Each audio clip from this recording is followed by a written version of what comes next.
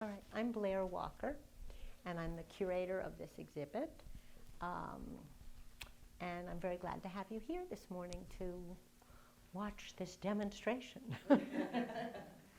I want to talk a couple of minutes about the outer garment, which is in fact a wrapper. Probably not going to use these. My hands are clean. I caution you that if you touch old things, it's good to wash your hands or wear gloves because you have things on your hands that you don't even know you have.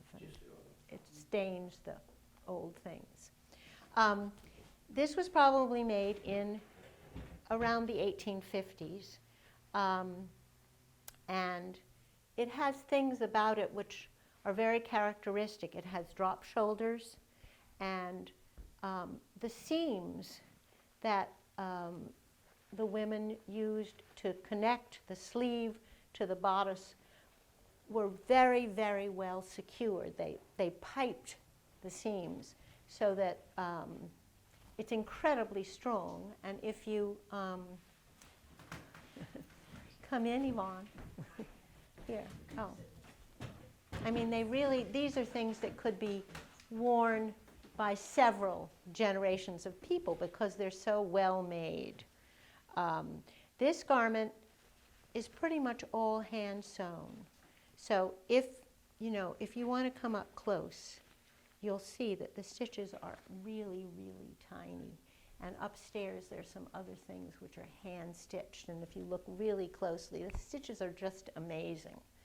The other thing about garments at this time, this is kind of a polished cotton.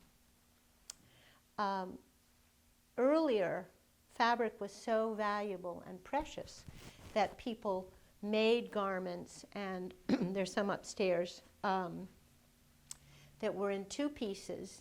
And so the bodice would be made, and then the skirt would be just left as a rectangular piece of fabric, and it would be very closely pinch pleated into a waistband that was then attached to the bodice so that it could be unattached easily and used again in another garment because fabric was really precious. Until we had manufacturing, garments were made, fabric was hand woven. And it wasn't just women, it was also men weaving way into the late of night, and it was important. I mean, they made a lot of linen, they didn't make cotton until later on, and linen, of course, was a natural fabric, and also they used wool. So, all right. So the other thing that's fun about this is it has a handmade kind of rickrack, which is a little unusual. So this lady has a very, very big skirt train, and she probably would have worn it over a cage crinoline. Now this is a modern cage crinoline. We didn't have one that actually, you know what I don't have is a place to put these things. We don't have an antique cage crinoline. Do you want to be the helper? Okay, all right. So upstairs you'll see some original tourneurs, bustles. Also they're called dress improvers. And they changed the shape of what was going on top of them. So this is a modern crinoline that we bought actually a while ago for another exhibit that we did. Let me see if I can get it off. Not so easy. Come on. Hoop skirt. It is also called a hoop, yes. It's also called a cage crinoline. It's what we think of as a hoop. This is not cooperating with me. I had to wear one in a musical, in a show. Yeah, fun. And how did you feel about it? Oh, it was fun. Interesting, though, if you look in a lot of antique cartoons, I'm going to just drop it, okay? In a lot of antique cartoons, they show women trying to sit down. You know, they have the cage crinoline and it's sticking way up. So that is something that, you know, you had to consider. How was I going to sit down at an event or something? Anyway, so underneath, a woman would have had any number of worn petticoats or cotton petticoats, depending on the time of year. But she probably would have had several of these. I guess I'll just drop it again. I've got some fabric on the floor to protect everything. And here's a chemise underneath that, which she would have worn as an undergarment, also to sleep in. They didn't wear drawers until a little later on, when they actually were wearing a lot of these corsets, and, not corsets, crinolines and hoops. The layers of their clothing kept their bottoms warm. And then underneath this, she had some bloomers. And these are split, so that, you know, she could just pull it all apart and go to the bathroom. So they were pretty simple. So over this, we'll go over to the other mannequin here. A woman might have worn stays. They were called stays rather than a corset in the 18th century. And we have some really original ones upstairs, which you'll get to see. This is, again, a modern set. And this is, originally, most of them were laced up the back because somebody would help you get dressed. You know, it's hard to lace yourself up the back. But then as time passed and people were less able to afford help, they had stays that they could lace up themselves up the front. The ones that we have upstairs are linen, and you'll see that they have funny bones in them, and they may have been bones that were made of whalebone, which would have been whalebone is baleen. It has a little flexibility, so that you'd have a little shaping for the body. And then also, in the 18th century, they had a busk, which was a solid piece of, often it was bone or ivory or wood, and often it was carved, and that would be stuck down inside their garment too, to keep the stiff look. We don't have any 18th century dresses, unfortunately. We only have 19th century things. But we do have some stays upstairs, too. So then over this, later on, is this inside out? Yes. She would have worn a corset cover. So she wouldn't have worn this really until later in the 19th century. And there is a corset upstairs, which is really a more modern set of stays.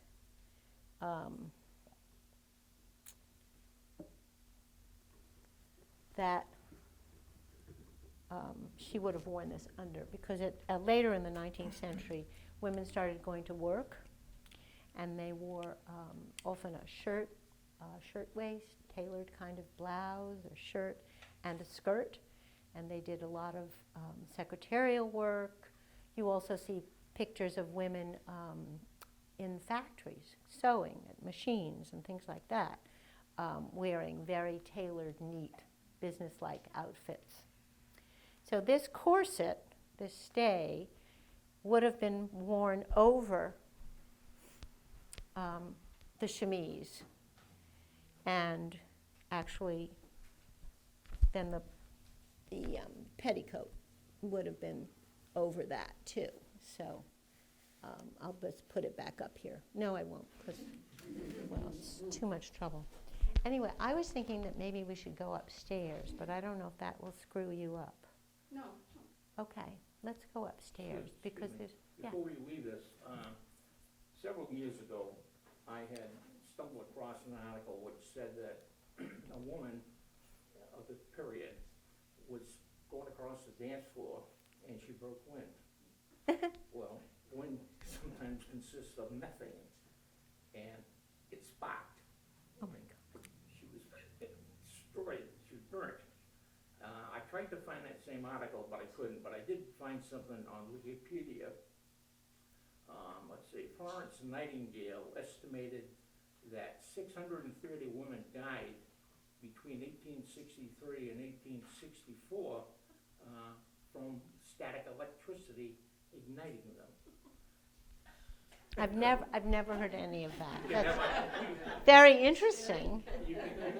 Well, it's a little bit more. A body can, human body can store anywhere between 60 to 500 millijoules. And not being an electrician, I'm not sure what a millijoule is, but you only need 0.2 to 2 millijoule to ignite hydrocarbon gases like methane. So in many cases, those things are very, very... No idea. Oh my God. Yeah, my notes. I trust your notes, I'm sure. You know. Interesting, okay. Interesting, Yes, yes. you know, scary. Yes, it is. Yes. I do, Besides the static electricity, a number of the people were burnt because it jumped out of the fireplace, you know, it pops, crackles, landed on well, the they had railing. fireplace screens yeah. too, yeah. There were several other incidents that were quoted, but it was very dangerous when you get right down to it. Interesting. Well, and wool, I mean, wool is, I think, more conductive probably than cotton or even linen, so, ooh, I don't know. But that's interesting. I think we should go upstairs because we have many more things upstairs which relate to what we're doing, so make you climb upstairs, all of you. Some are from our collection, Westport Historical Society, and some I've borrowed from Little Compton, from their historical society. But the very old stays are this type, and this one in particular. It's hard to see it because, in fact, I couldn't show it showing the back and the front. But this one in particular was laced originally in the back, and then they just more casually put lacing down the front. But you can see the stitching is hand stitching, hard to believe. It's very small, and there were lots and lots of pieces of, I think, baleen. I mean, it's one over here that I actually have there's a little piece of baleen that shows. But, you know, can you imagine wearing these things? And then there's one hanging behind this lady, and it's next to it is a dress or a bust improver, which could very well have been sort of stuffed in the top of one of these stays. And, you know, for somebody who was a little flat-chested, and that would have, you know, created the more luxurious, voluptuous look. There has been a Tom Jones show recently on TV. I don't know if any of you saw it on Masterpiece. I didn't like it much because I grew up with the original Tom Jones, which was really terrific. But I just remember the girls running around in their 18th century dresses with, you know, they were really pushed up, their bosoms, and that was from these stays. And they were called stays in the 18th century. They weren't really called corsets until later on. How many of these garments would a woman own? Not very many, maybe one or two. It's like dresses. They had a dress for good, if they were lucky, and then they had things that were used garments that had been used or worn by somebody else in the family probably, or they had very simple garments. I mean, there are pictures of them wearing things that are a lot like the chemise, but in patterned fabric and stuff like that. I mean, women just didn't have a lot of clothes simply because the fabric was so hard to get, so precious. And what they had, they kept and kept and kept and kept. So you can tell, I mean, the collections that we have very few what would be considered everyday clothes. You know, when you go in there, most of the fabrics are fine silk fabric or something that's been well taken care of. They just didn't last. And it's the same thing with men's clothes. Men didn't have very many clothes. And their clothes, we have really very few men's clothes. I'm thinking about, I worked at the Roach Jones Stuff House for a long time, and we did not have very many men's clothes in the collection. So they were well worn, used up. So these are kind of fun things to see. These are tourneurs. Actually, before we go to that, I just want to point out this corset is a shorter corset, and it's a demi corset, and it was probably worn in the 1850s when women were wearing, when they started wearing the cage crinoline. Up till that time, and we'll see in there, they just wore lots and lots of petticoats underneath. And it could get very heavy sometimes, because in the winter time, we have one dress that has a beautiful petticoat under it, but it's heavy and it's quilted on the bottom. So, you know, if you wear a couple of those and it's hot out too, it can be miserable. Just thinking about the weather lately. But so this corset is short, and it would have been worn with something that would then pop out at the waist, like the cage crinoline in the 1850s. A little later on, they wore a slightly longer corset, and then there's one, the white one there, is later, and it was worn, it was actually laced up the back. So somebody had a corset and had somebody who helped them lace things up the back, because it has a fixed busk down the center, which is that solid piece that I talked about. But they were all to do with shaping the body, or what they wanted it to look like. And I have a whole lot of silhouettes in the other room on the wall that show you the changes as every 10 years or so they would go from, you know, they wanted to emphasize in the early 19th century, women, they were wearing a Grecian look, and it was kind of an empire look with very little underwear under it, and they were sort of emphasizing the fact that they could have a pregnant kind of shape. And then a little later on, they were, in the 30s, they had very, very big shoulders and sleeves, which emphasized tiny waist. You know, through the years, they changed the shape and concept about what somebody was going to look like by the undergarments. And these are all examples of how they changed the shape as you go through. In the 50s, the skirts went out like this. In the 60s, they started having more of a back fullness and more trains. And so you might have had something like that tournure there, which would have fitted. This one is, I think, later. But this one,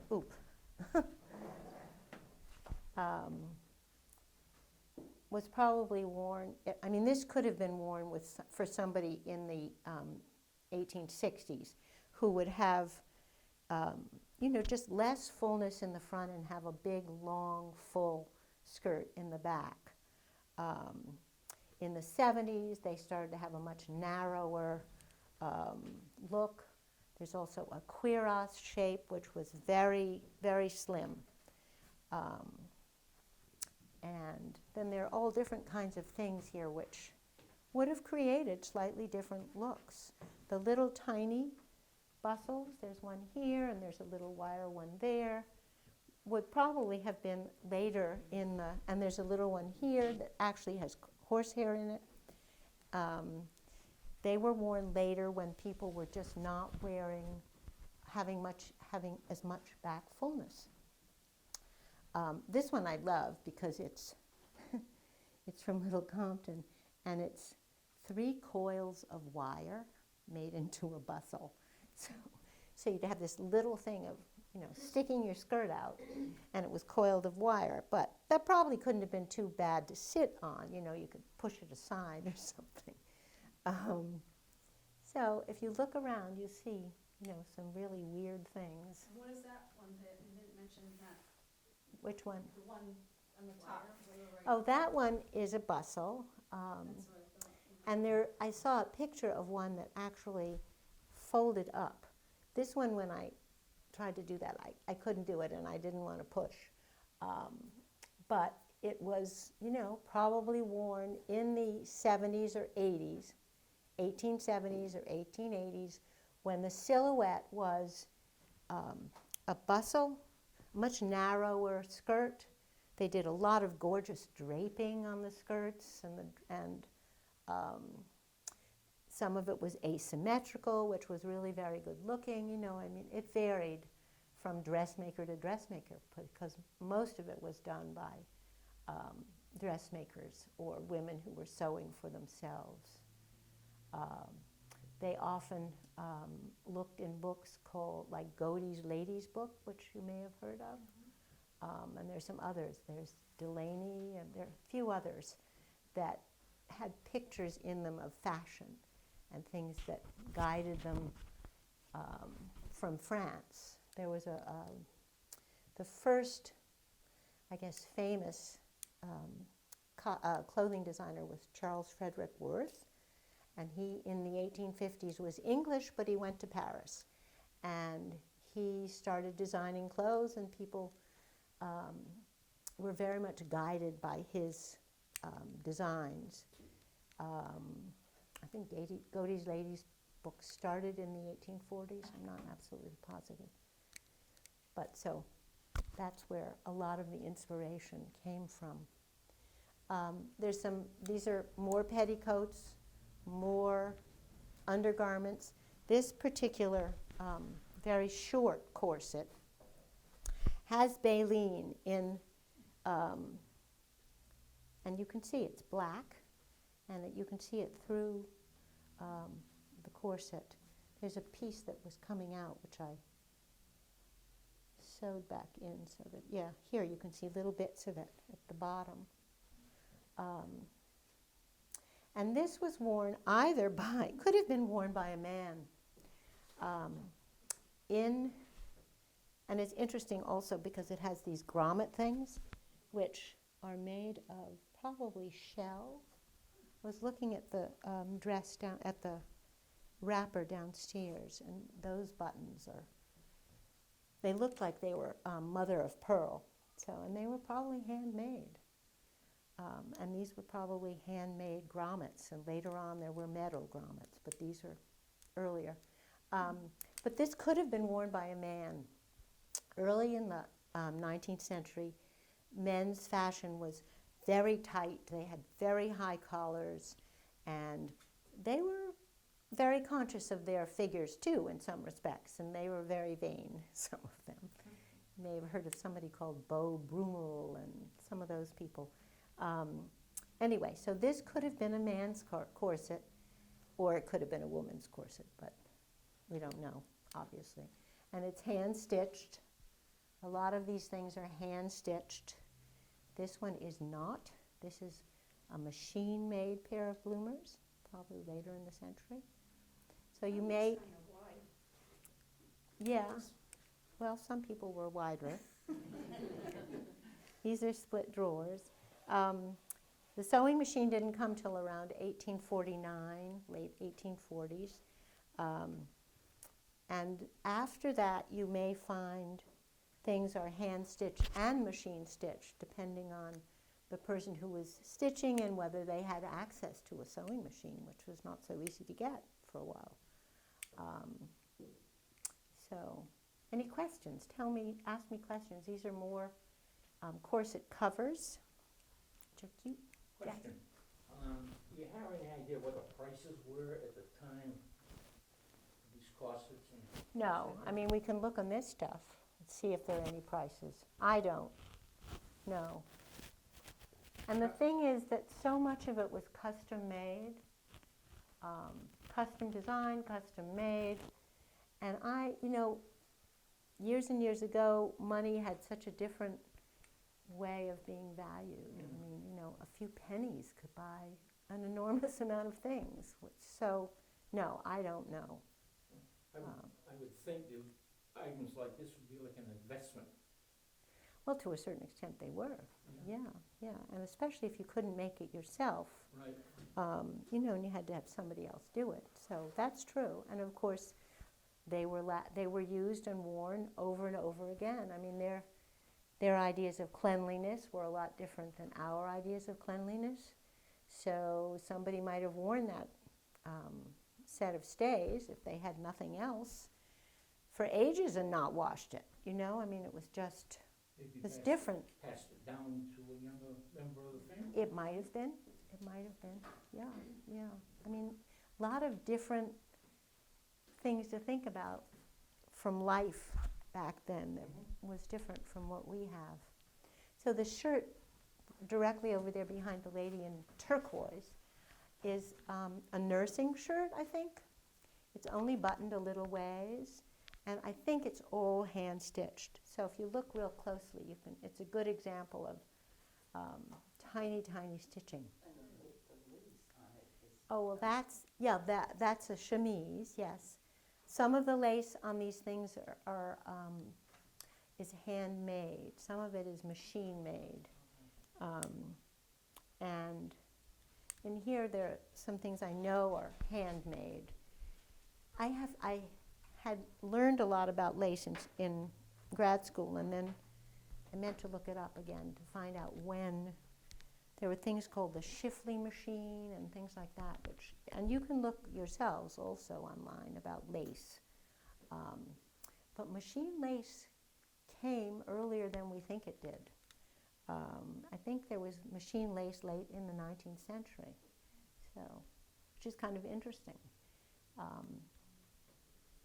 And especially if we go in here. Yeah, well, some of it is handmade and some of it is not.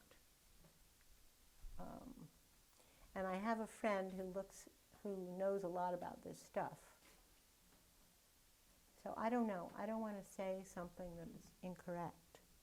But I think this is hand crocheted, this little bustle there.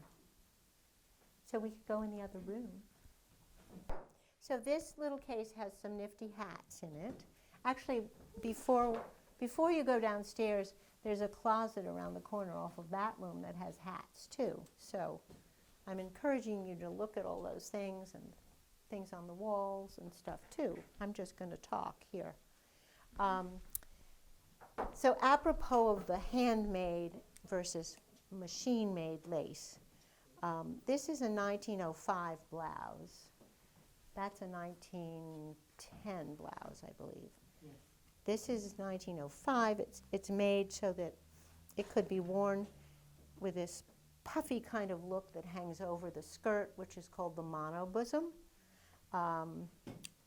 And it sort of was part of the S silhouette. 1905 is the end silhouette on the left there. So the woman's shirt would come out in the front, and then she'd have a little bustle in the back, so it was sort of the S silhouette. And this lace, though, in the top, is handmade. It's a handmade needle lace, and then it's mixed, though, with strips of machine lace, so you'll see it when you look at it closely. The jacket next to it is from, I believe, 1899, and it was worn by a Linda Brayley Pierce at the age of 16. I don't know if anybody knows Linda Brayley Pierce. Does that name mean anything? But it's really a wonderful jacket. It has beautiful velvet and a fancy braided ribbon, soutache, and it does have a little bit of a back that probably was on a little bustle. She had whatever skirt she wore with it.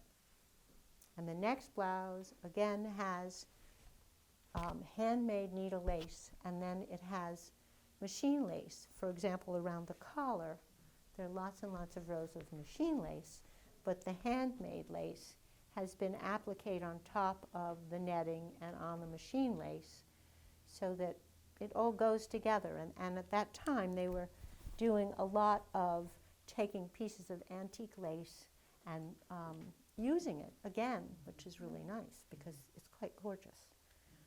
And this is from 1910. It goes straight down. When the silhouette was no longer this S shape, it was more of a long, long look. The next top is really cute. It's got this wonderful, these rosettes made of lavender ribbon, made out of, and grosgrain and stuff. It's just adorable. You have to look at that. And the other top is interesting because it's got buttons around the waist, which would have attached to a skirt.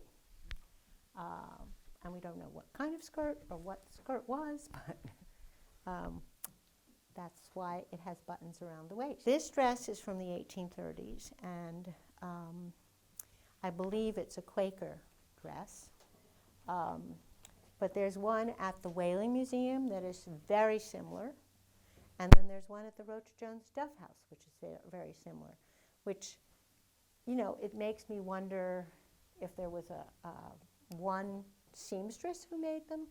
No, it's kind of, and they're all the similar period around 1830s, with the very big leg of mutton sleeves, which are gathered into the shoulder.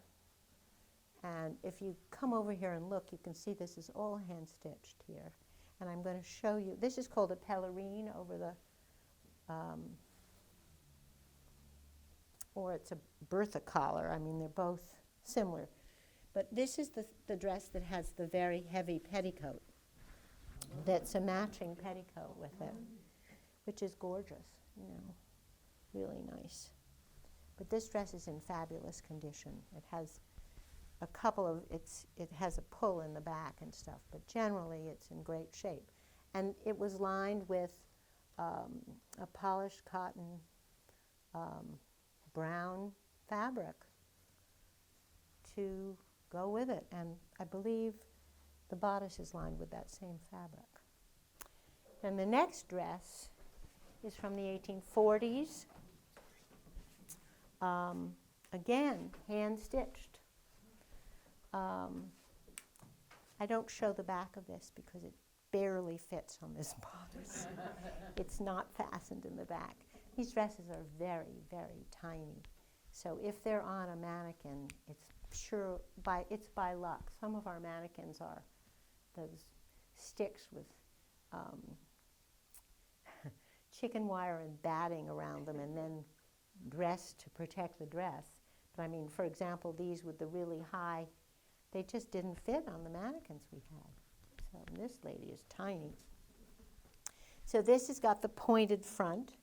Then this is a little later, 1850s. This is a madder print, which is a very, very dark red dye.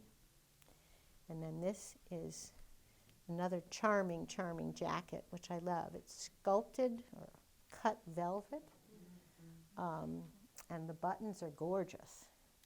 They match. And this also has a little flouncy back that went over the skirt that it was worn with.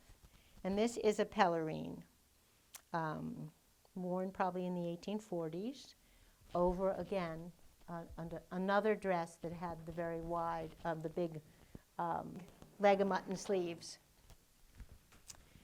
This black dress, I think it's one of my favorites. It's tiny. Again, it could be part of a Quaker woman's collection. These were given by Barbara Richmond, who was from a Quaker family. This dress is in several pieces. It has a separate bodice and a skirt, and then it has this little peplum that's wrapped around. And it's very tailored. The collar is linen with little bits of embroidery on it. The next dress is 1889, I believe. It's a fun dress. It's two-piece, and it has boning inside. Most of these have some boning inside them, but they probably did have corsets under them also.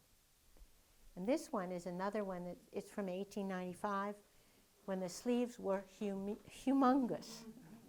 They were the biggest they ever were, and definitely wild. But this is a two-piece dress too. And then this one is probably 1910 two-piece, and it has, I believe, it's mostly machine done lace and trim. So there are pieces of information on the wall. Actually, all that stuff, except for the stuff at the right end, is from Pinterest, so you too can find it. My 20s ad stuff is from a magazine I have, an old magazine. So, ask me questions. Anything else? Yes? Would the black dresses have been morning dresses? Not necessarily. Black was for mourning, but later in the century, it became very fashionable. So this dress is, 1870, I think, 1870s. It probably was mourning, and I think that this particular dress was a mourning dress. But this dress is black and not necessarily for mourning. Was it Jenny Lind? No, I'm not sure. There was an actress, a singer, I think it was, who wore black and sort of stimulated fashion. And then black in the 1890s was really popular. The little black dress. Well, the little black dress comes back. Yeah, I did an exhibit at the RJD a number of years ago about the little black dress, and it, was great. It still is. I mean, there's still, I think black is one of the most, if it's well done, it's stunning, so. Anything else? Have a look at things closely, because you'll see that, it's really amazing. The tiny stitches, drop shoulders sort of ended here. This is 1870s, and then we go into I think this is 1889, and you don't have the drop shoulders. This was probably mostly machine made, and there wasn't that, pressure to keep the fabric as much anymore, and keep it for the next generation or something. So, yes? Were these mostly for going out rather than working? Yeah, I think so. Yeah, I mean, this dress might have been a fairly everyday kind of dress, but most of these things are silk. And a lot of ladies, had one dress that was good. I mean, and this silk business for the Quakers and early in the 1830s, the silk probably came from either England or the Far East, I'm not sure. But it's so durable. It's such strong fabric. It's really wonderful. So black in the early use of black. Black dye migrated, or it changed color very easily. So it didn't stay black until they improved the dyes. And really good dye processes and stuff didn't come till the 1850s. After that, dye improved. Yeah, like fades to a purpley or something. Yeah, or brown. It turned brownish. I mean, this dress may have been black. It is still sort of black, but there are parts of it which are changed. So. Now, what do you do when the exhibit's up? You close the shades on a sunny day because it's sun damage? Yes, we do worry about that. Yeah. I don't Talking think. about fading. I know, but I don't know that they do shut the shades in the sun. But that's one of the reasons why she's only running it from 10 to 1, because last year the house got very hot too. So you want to shut the shades, but ventilation is important too. So yeah. So have a look at that little closet in there in the other room, and look around, look closely, and I'm here. I can answer questions. I'll try and answer questions. Thank you all for coming. Thank you.